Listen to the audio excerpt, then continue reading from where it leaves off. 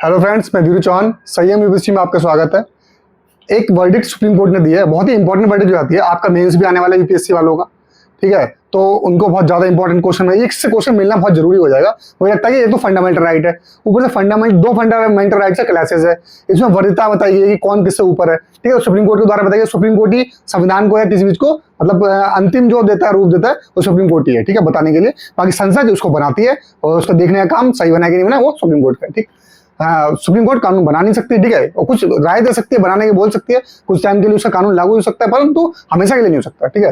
तो ऐसे जीवन और स्वतंत्रता का अधिकार और अभिव्यक्ति और अभिव्यक्ति की आजादी से ऊपर है किसका? जीवन और स्वतंत्रता का। मतलब आर्टिकल 19 और आर्टिकल 21 का क्लैश है। देखेंगे इसके बारे में, इसमें क्या क्या बात हुई है। देखो, कार्टूनिस्ट से कुछ भी बोल देते हैं, उनके ऊपर एक बात कही गई है। कार्टून जो बना देते हैं, पॉडकास्ट वाले कुछ भी बोल देते हैं, उसके और कॉमेडियन। इनका देखो, हर किसी इंसान की अपनी स्वतंत्रता है, बोल सकता है। वाक एवं अभिव्यक्ति की आजादी हर किसी को है, परंतु किसी और की आजादी का हनन करके नहीं हो सकता। और सुप्रीम कोर्ट ने क्या बोल दिया कि जीवन का जो अधिकार है वो सबसे ऊपर है, ठीक है। जीवन का अधिकार वाक और स्वतंत्रता के अधिकार से भी ऊपर है, ठीक है। तो अब क्या देखते हैं, इसमें बोला गया एक की स्वतंत्रता से दूसरे के अधिकार को हनन नहीं कर सकते, ठीक है। अभिव्यक्ति की आजादी के नाम पर किसी भी को भी कुछ भी कह देने से सुप्रीम कोर्ट ने सख्त रोक अपनाया। मंगलवार को कोर्ट ने इस तरह के आचरण पर सवाल उठाते हुए ऑनलाइन सामग्री को रेगुलेट करने के लिए निर्देश, मतलब ऑनलाइन जितनी भी सामग्री है, जैसे पॉडकास्ट हो गया, अब कॉमेडियन जो होते हैं और कॉमेडी शो होते हैं, ठीक है, उनके ऊपर पूरा क्या बोला कि गाइडलाइंस बनाइए। सुप्रीम कोर्ट ने किसको? वकील जो गए थे केंद्र सरकार की तरफ से, तो केंद्र सरकार वकील को बोला गया आप गाइडलाइंस बनाइए। वकील ने कहा मुझे टाइम चाहिए, और सच बात है, टाइम चाहिए होगा, इसमें कुछ कोर्ट तो कर नहीं सकती, संसद का काम है, ये ताकत सारी संसद के पास है। तो संसद में ऐसे लोग भेजो जो इस चीज को देखें, बढ़िया करें। तो अगर अच्छे लोग संसद में नहीं जाएंगे तो देश अच्छा नहीं होगा। देखिए, ये चलो ये बात की बात है, इस पहले मैटर को यहाँ निपटाते हैं। कोर्ट ने ऑनलाइन सामग्री को रेगुलेट करने की आवश्यकता पर बल देते हुए कहा कि प्रस्तावित तंत्र संवैधानिक सिद्धांतों के अनुरूप होना चाहिए। जो प्रस्तावित तंत्र है जिसमें स्वतंत्रता और अधिकारों व कर्तव्यों के बीच संतुलन होना चाहिए। देखिए, हमारे पास स्वतंत्रता है, मान ली मेरे पास कुछ भी बोलने की स्वतंत्रता है, पर एक कर्तव्य है कि उस इंसान को मैं ठेस ना पहुंचाऊं। अगर उसने कोई काम नहीं किया, अपने हंसी मजाक के लिए मैं किसी इंसान की छवि को नीचे गिराता हूं, छवि का हनन करता हूं, तो बहुत बड़ी बात है, गलत बात है। स्वतंत्रता अधिकार का आपके पास ही एक अधिकार नहीं है, दूसरे के पास भी है, ठीक है। तो ये बहुत इंपॉर्टेंट हो जाता है। क्या बोला कि संतुलन, कर्तव्यों के संतुलन। बहुत अच्छा वक्तव्य दिया सुप्रीम कोर्ट ने, मतलब इस तरह सैल्यूट होना चाहिए सुप्रीम कोर्ट को। देखिए, जब सुप्रीम कोर्ट कुछ एनक्रोचमेंट करती है किसी में, तो मैंने एक वीडियो बनाई थी एनक्रोचमेंट के ऊपर। तो बाकी देखो, इस देश में इतना तो होना चाहिए कि हम सुप्रीम कोर्ट को भी बोल सके कि हाँ कुछ आप आगे जा रहे हैं। हम संसद को भी बोल सके, प्रधानमंत्री जब बोल सकते हैं, प्रोटोकॉल में जब राष्ट्रपति को आप बोल सकते हो, राष्ट्रपति से ऊपर तो कोई नहीं है। तो इसलिए सुप्रीम कोर्ट में भी उंगली उठती है लोग इंसाफ के लिए। परंतु जो जजमेंट दिया गजब।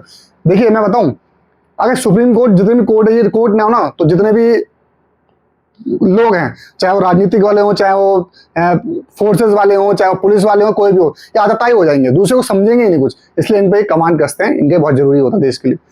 उसका देखते हैं, शीत अदालत ने जीवन और स्वतंत्रता के मौलिक अधिकार 21 को, अभिव्यक्ति के आदेश अधिकार से 19 को ऊपर रखा है, ठीक है। ये बात बहुत बड़ी हो जाती है, ये बात इसमें बोली गई है, ऊपर रखा है। अब देखते हैं आगे। ये टिप्पणियां जस्टिस सूर्यकांत और जॉय माल्या बागची के बीच हास्य कलाकार को पाठ्य पॉडकास्टों के संबंधित याचिका पर सुनवाई की दौरान की गई थी, ठीक है। ये टिप्पणी जो की गई है वो इसलिए की गई थी, ठीक है, याद है।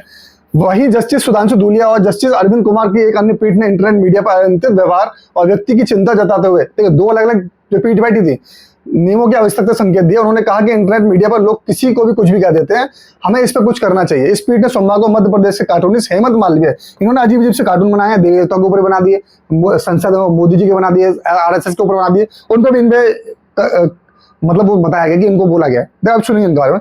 आपत्ति कार्टून का व्यक्ति की आजादी का दुरुपयोग बताया। कोर्ट ने कार्टूनिस्ट और स्टैंड अप कॉमेडियन द्वारा कुछ भी कहने पर सवाल उठाते हुए टिप्पणी की थी कि ये लोग कुछ सोचते नहीं है। सोमवार को ही सुप्रीम कोर्ट की एक अन्य पीठ ने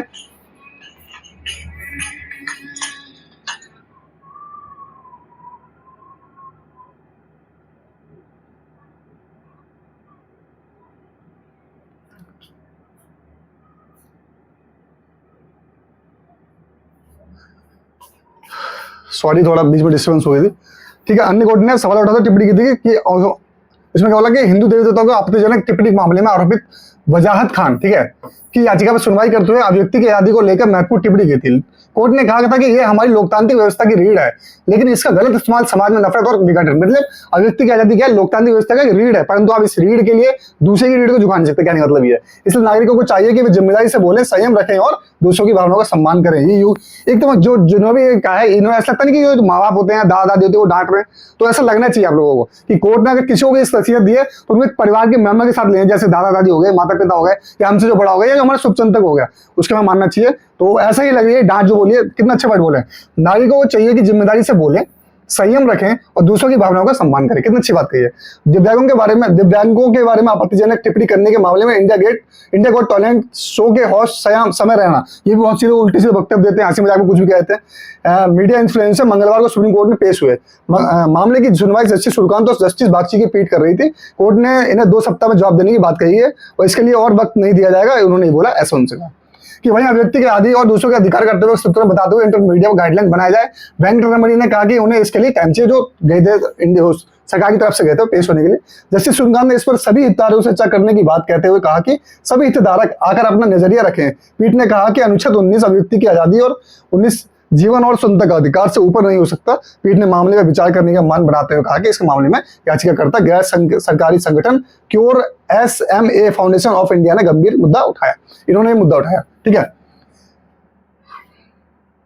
आगे देखते हैं इस बारे में थोड़ा सा, और जो बचा थोड़ा सा इसको करते हैं, उसका फिर वीडियो समाप्त करते हैं। इंपॉर्टेंट वीडियो थी, मुझे लगता है बहुत जरूरी है।